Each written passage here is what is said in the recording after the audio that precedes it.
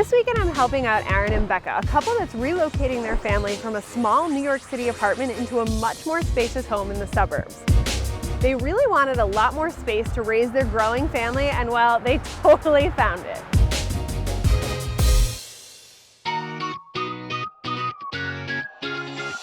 I'm Monica Magnan, and I believe that updating your home doesn't have to take a ton of time or money. I show people how to get Pinterest-worthy spaces that are just right for them. This is unbelievable. Give me one weekend, I'll give you 5 projects, and you'll have a completely transformed space by Monday.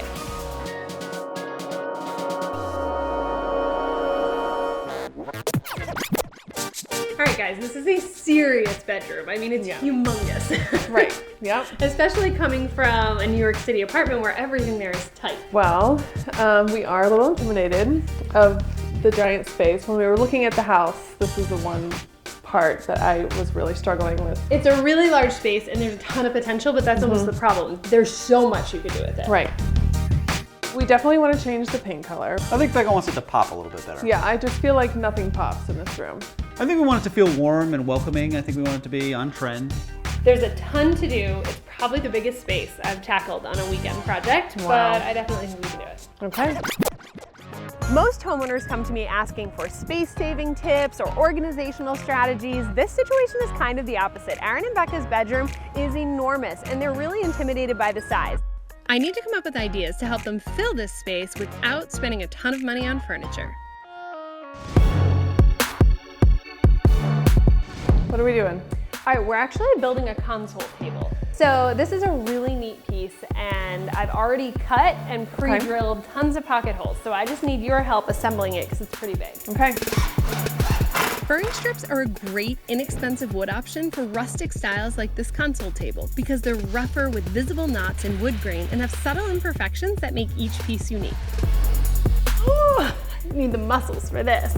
$7 stone pavers will top this piece and really nail the high-end look I'm going for. Once this is all stained, it's just gonna look like we did almost a poured concrete top. Wow, amazing. So this wall is where the bed's gonna be relocated to, and I wanna create a little bit of drama on that wall. So we're going kind of bold with our color here. Okay. Okay?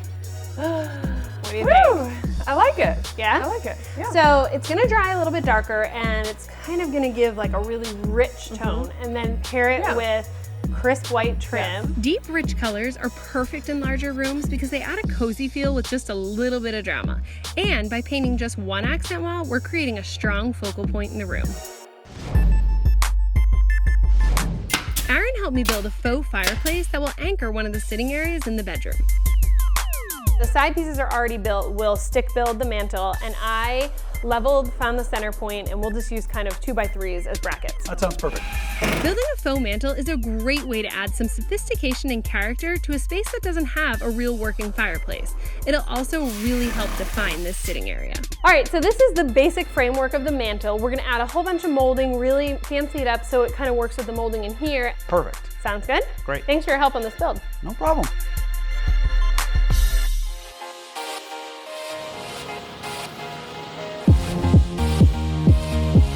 First up for day 2, Matt and I are building a custom headboard that's sure to be the showstopper of this bedroom. We're cutting pine boards at a 45-degree angle and layering them on a plywood base in a modern chevron pattern to add some visual interest. Then we're trimming down the edges and casing it out in pine to give it a sophisticated finished style. We're using the same rustic stain as we did on the console table to subtly tie the two pieces together in the space.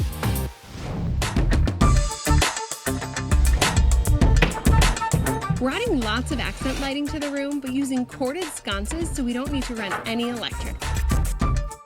Even in such a big space, the small details matter.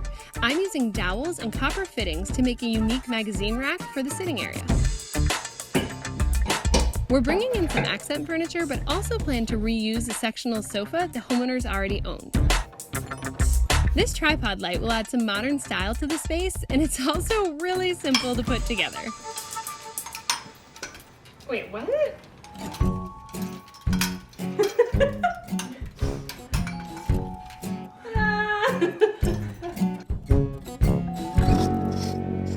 A large space can be completely overwhelming, but with some DIY furniture and a whole lot of paint, I think we've created a space that's exactly what Becca and Aaron were hoping for. All right, guys, this is a humongous space to tackle over a weekend, but I think we did pretty well. Yes. There was a lot of paint, Oh my gosh, I feel like we painted, then we built something, then we painted, then we built something. but it looks great. I love the paint colors so much. And how do you feel about some of the pieces that we built? That's what kept us under budget here. I think the headboard turned out fantastic. It looks great. I mean, it's a simple build, anyone could do it, but it looks like you went out to a very high-end furniture store. It has just the right elements of modern and rustic. And it goes perfectly with the console table you built.